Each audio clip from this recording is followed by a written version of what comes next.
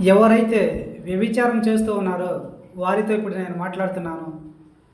లోకజనులైన వాళ్ళరా, మీ శరీరాలోకి సాతాను కామానికి సంబంధించిన ఆలోచనలను, కామానికి సంబంధించిన కోరికలను పంపుతూ ఉంటుంది. దాన్ని బానిసయ్యే వాటన్నిటిని పంపుతూ ఉంటుంది.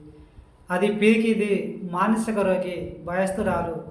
అది ఎందుకు భయస్థురాలుగాను, మానసికగాను, పిరికిదానిగాను మారిందంటే, దాని కోరికలన్నిటినీ, దాని ఫీలింగ్స్ అన్నిటినీ, దాని ఆలోచనలన్నిటినీ కూడా మీ తలలోకి పంపినప్పుడు మీరెక్కడ వాటన్నిటినీ కనిపెడతారో అనే ఆ భయంతోనే మానసిక రోగంతో ఉంటుంది, పిరికితనంతో ఉంటుంది. కనుక అలాంటి పిరికిదానికి మీరు భయపడమాకండి. మీరు ధైర్యంగా ఉండండి. దాని కోరికలనుసారంగా మీరు జీవించమాకండి. దాని ఆలోచనలనుసారంగా మీరు కోరికలు తీర్చమాకండి అని నేను మీకు చెప్తున్నాను. మీ శ్రేయోభిలాషిగా, మీ కింద మీ పనివాడిగా, మీ ధైర్యమే దానికి పిరికితనం అవుతుంది. కనుక ధైర్యంగా ఉండండి, భయపడమాకండి.